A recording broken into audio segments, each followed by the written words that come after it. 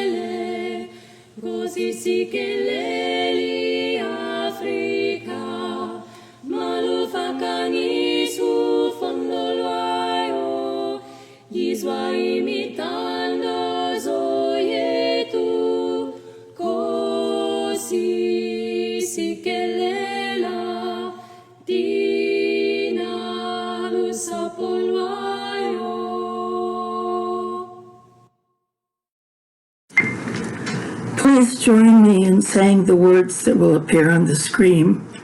May we kindle within us the warmth of compassion, the light of understanding, and the fire of commitment to build a brighter future for all.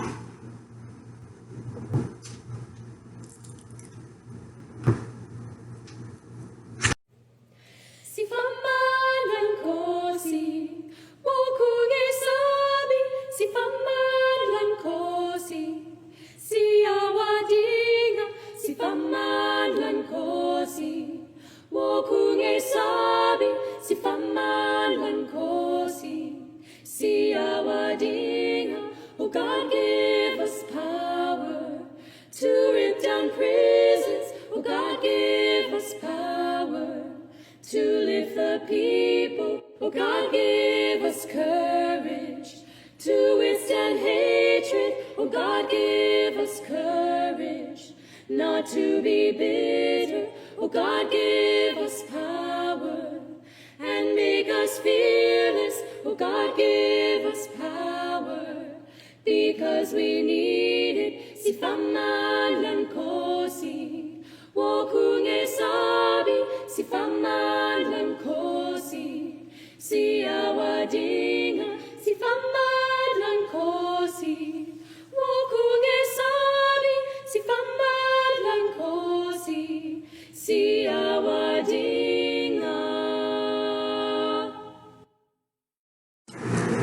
Please join in saying our covenant as a congregation. Love is the spirit of this church, and service is its law. This is our great covenant, to dwell together in peace, to seek the truth in love, and to help one another.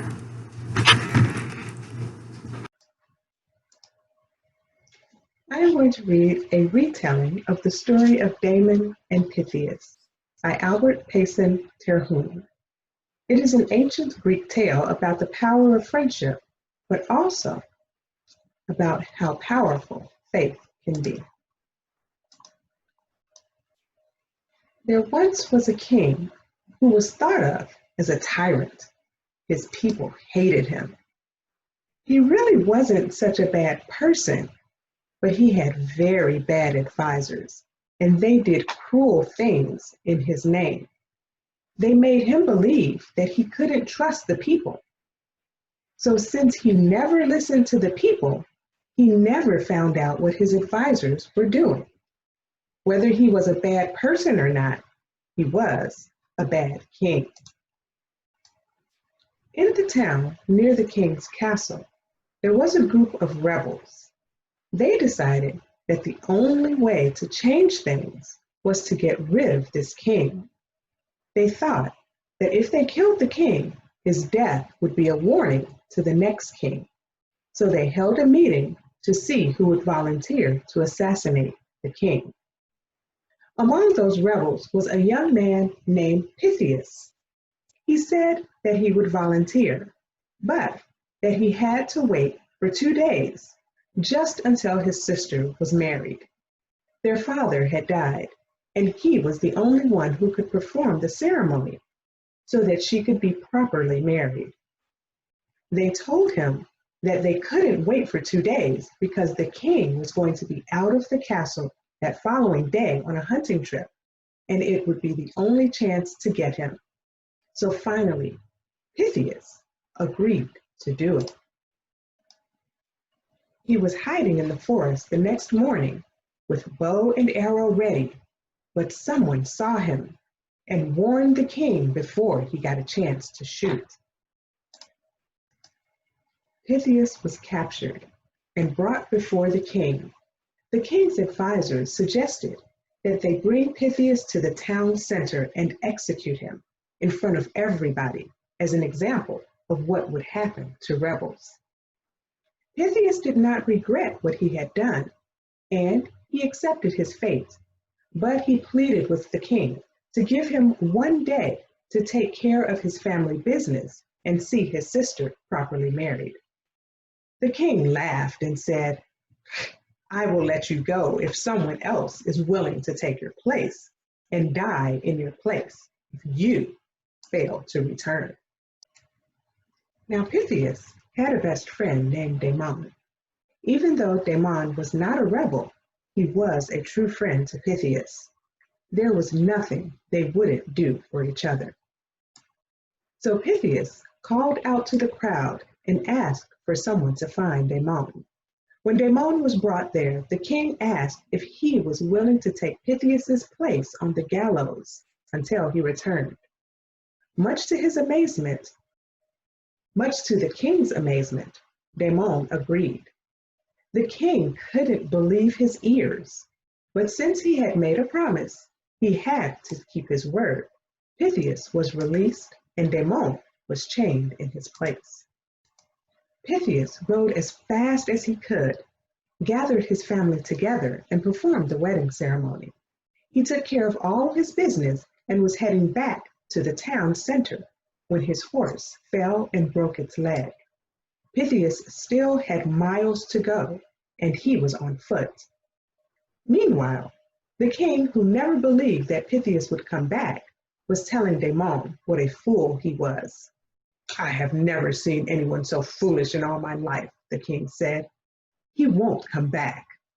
"You have never seen true friendship," Damon answered.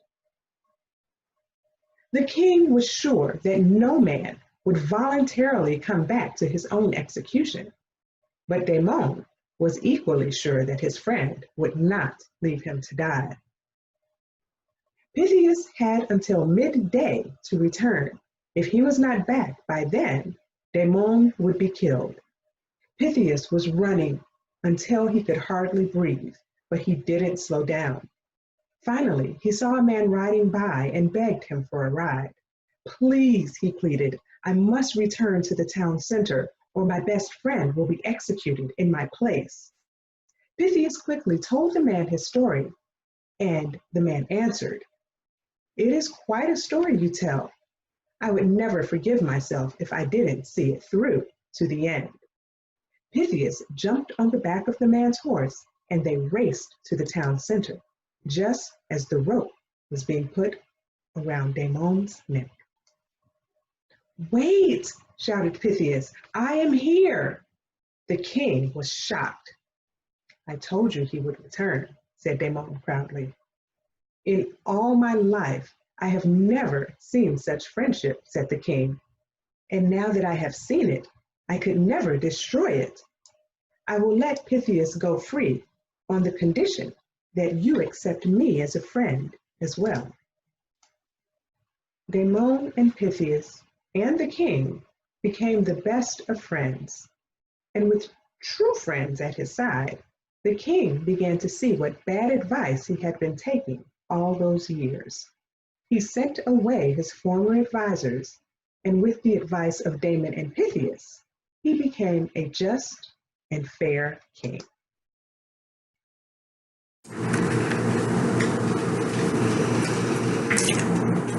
We come together each week as a community of faith, bound together by ties of relationship and caring, and working for the good of this world. Oh, if you have a sorrow or a joy that you'd like to share, please enter it into the chat box.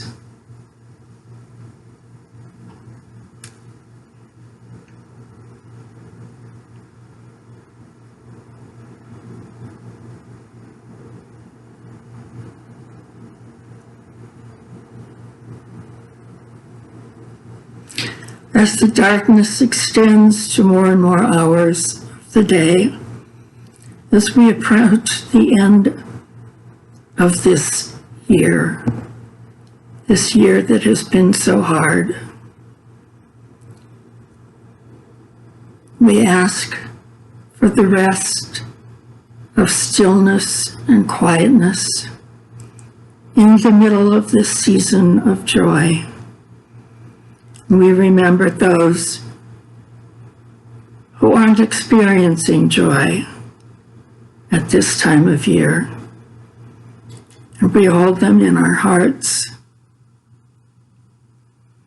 We hold all those who are hurting. We hold all those who are sick. We hold all those whose loved ones are sick.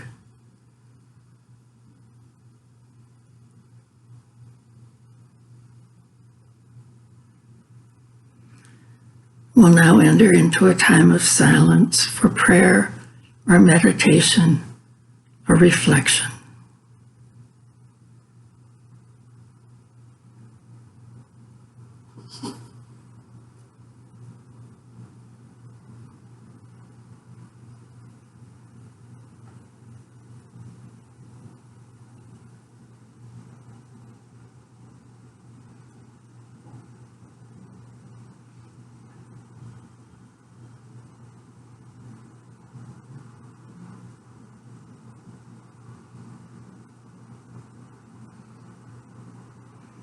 Amen.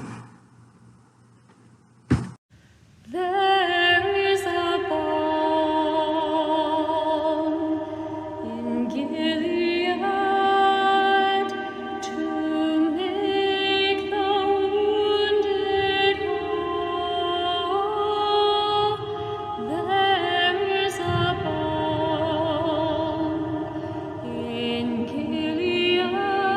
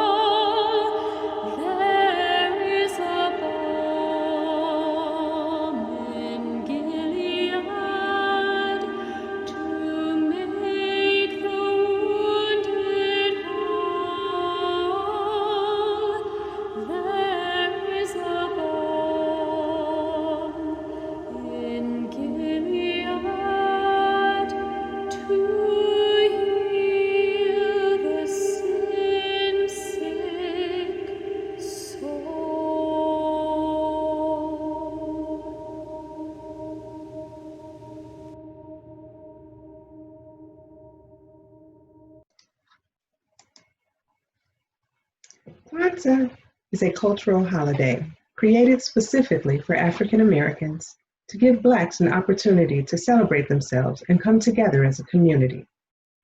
It was created by Maulana Karenga in 1966. The name Kwanzaa comes from the Swahili phrase Matunda ya Kwanza, which means first fruits. The first fruits festivals in Southern Africa are celebrated in December and January.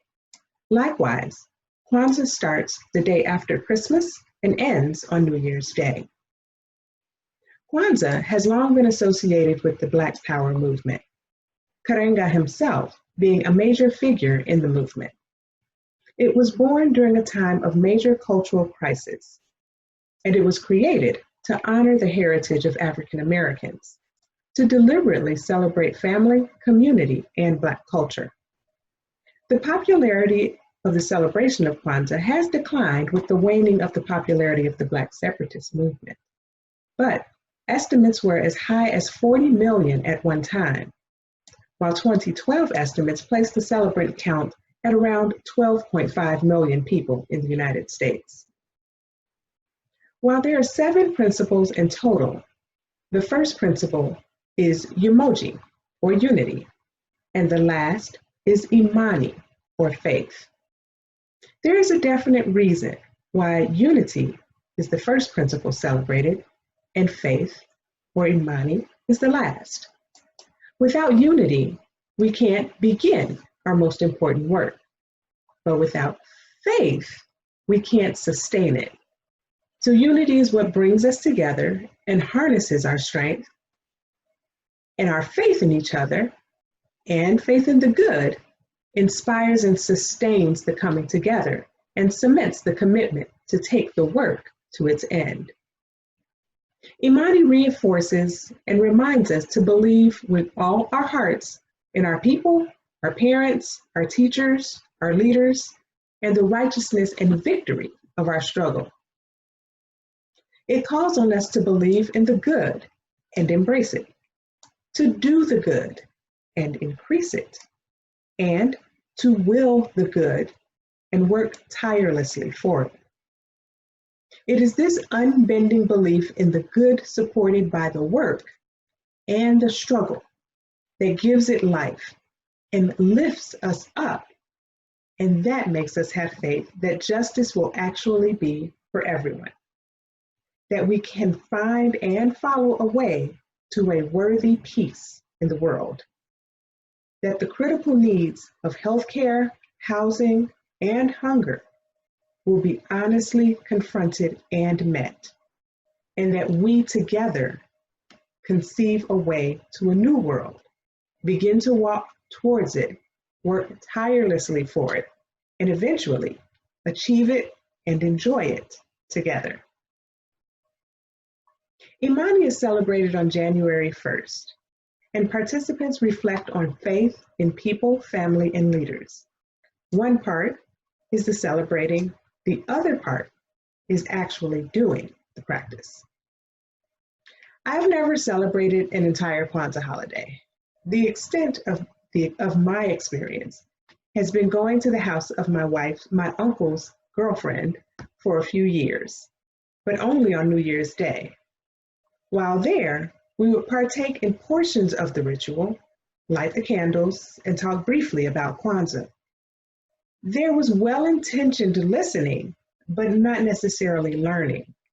And while the principles were mentioned, the meanings were missed. As I became more familiar with Kwanzaa and the 7 principles, Imani piqued my interest. I think that's because if ever there has been a year that has tested faith, it's been 2020. I mean, if we take a quick look at just a couple things, we started the year with the Australian bushfires and the on paper only impeachment of Donald Trump. Then we rapidly devolved into a rampant worldwide spread of COVID-19, the less than ideal American response, and the economic fallout from it. Sprinkled in with the emboldened rise of white supremacy, the protests and the riots sparked by police-involved killings of George Floyd, Breonna Taylor, Ahmaud Arbery. All this while being physically separated from our support groups, our loved ones, and being forced to accept the loss of many once-in-a-lifetime events. And for those who have lost loved ones this year, faith is in very short supply. So how can Kwanzaa tell us to have faith in people when people are the cause of so much of our despair? It can be because Kwanzaa is not about a quick fix or a magic pill. The 7 principles represent 7 values of African culture that help build and reinforce community amongst ourselves. We, humanity, are the key to the victory of our struggle.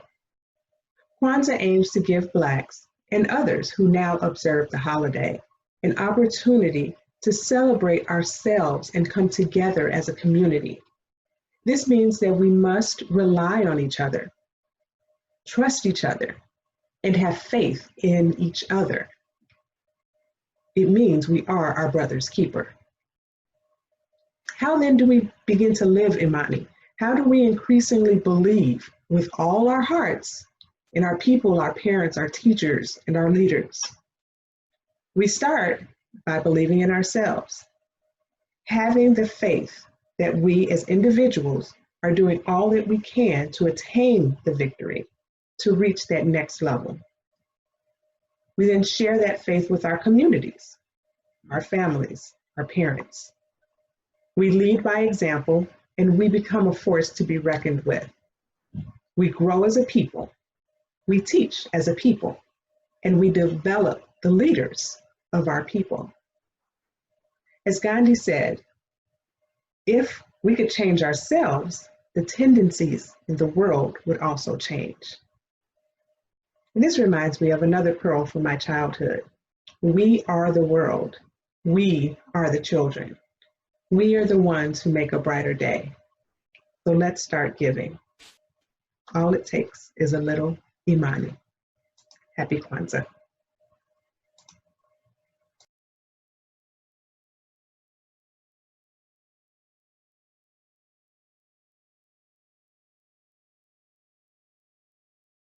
For each child that's born, a morning star rises and sings to the universe who we are. For each child that's born, a morning star rises and sings to the universe who we are. Oh, for each child that's born, a morning star rises and sings to the universe who we are. Oh, for each child that's born, a morning star rises and sings to the universe who we are. We are our grandmother's prayers, and we are our grandfather's dreamings, and we are the breath of our ancestors. We are the Spirit of God. We are mothers of courage, fathers of time, daughters of dust, and the sons of great visions. We're sisters of mercy, brothers of love, lovers of life, and the builders of nations. We're seekers of truth, keepers of faith, makers of peace, and the wisdom of ages. We are our grandmother's prayers.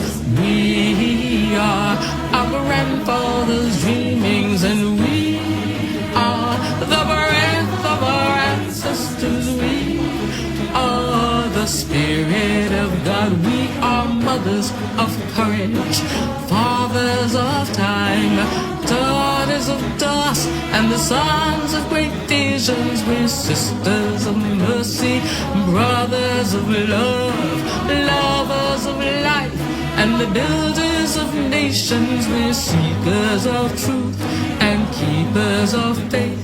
We are makers of peace and the wisdom of ages. We are our grandmother's prayers. We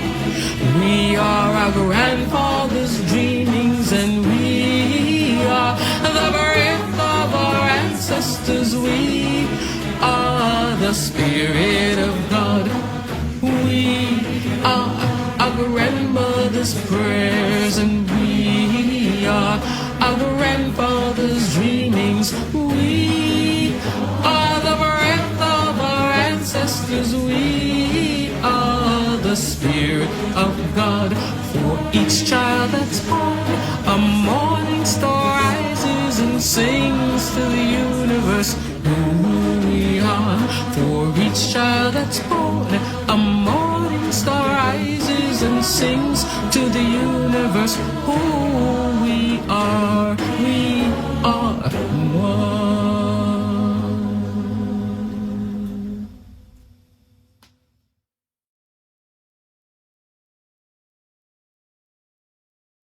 We are our grandmother's prayers, and we are our grandfather's dreamings, and we are the breath of our ancestors. We are the Spirit of God. We are mothers of courage.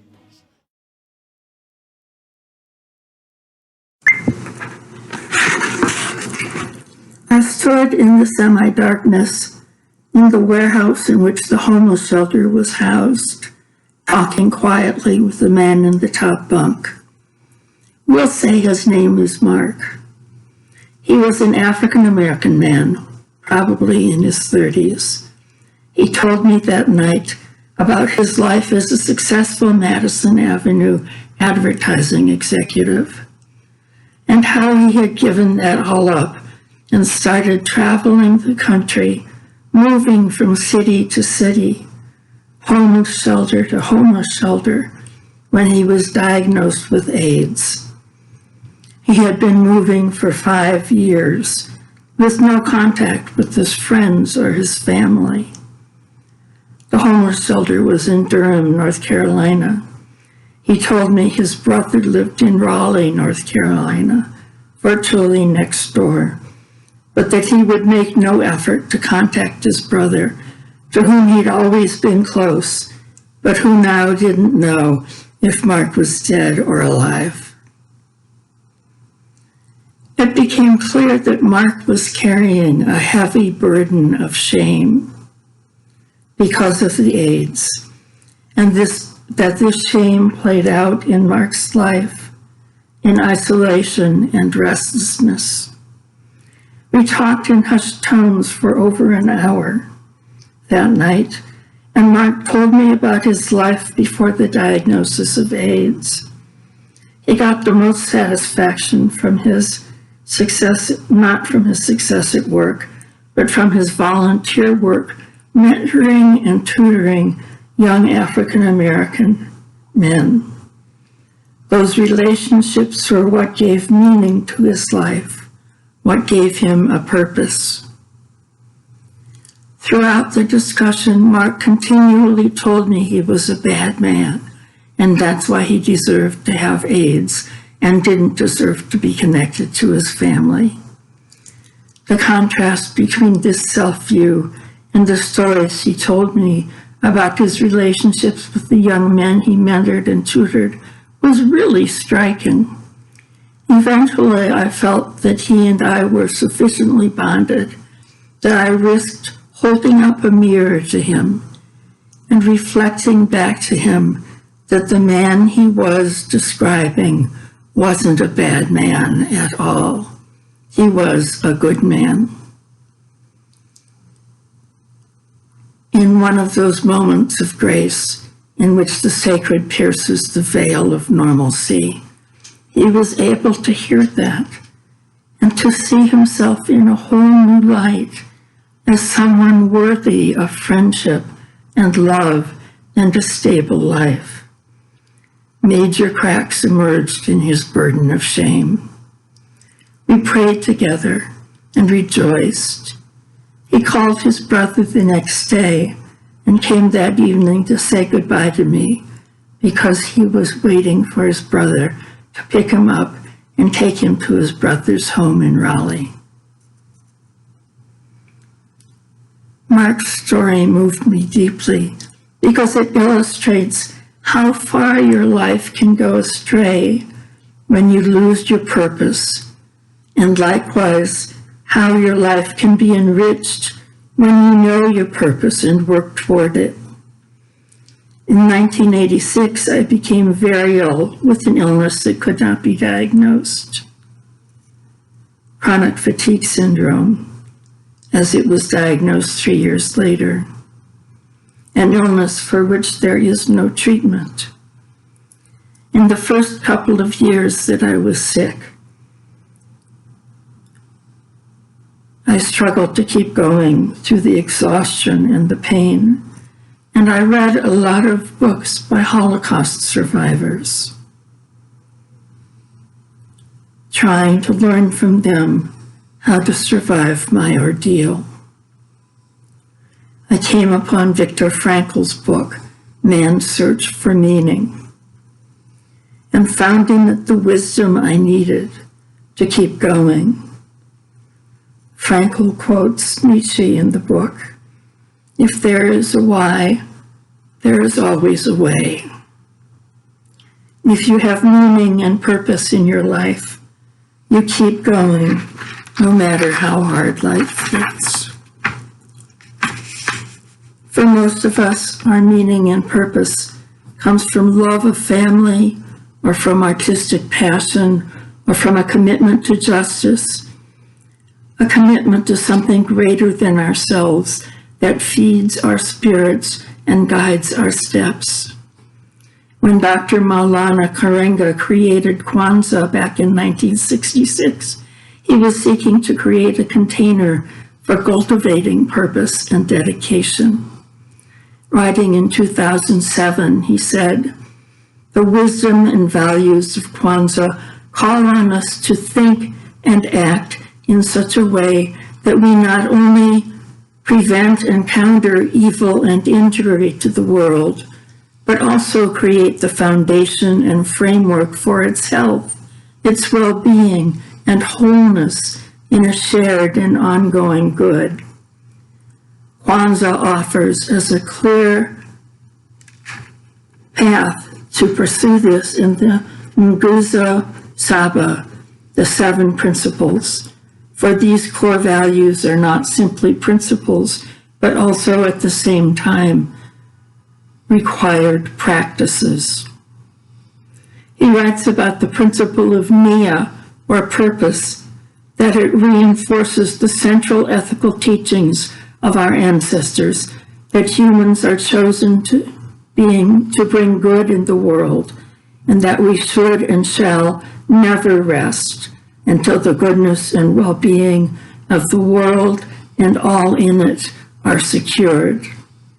It cultivates in us an active consciousness of this sacred assignment given by heaven and compelled by history, and reminds us to be rightfully attentive to the awesome duty our identity demands of us in our personal and social relationships and lives. How do you bring good into this world? How do you work to secure the goodness and well-being of the world and all in it?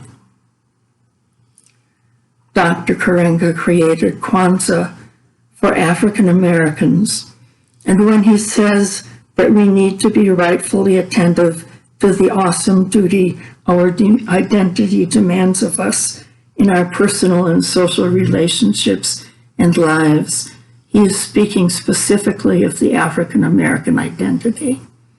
But we can all learn from his wisdom in our own lives and in our determination to be allies to people of color in their ongoing struggle to create a just and fair society.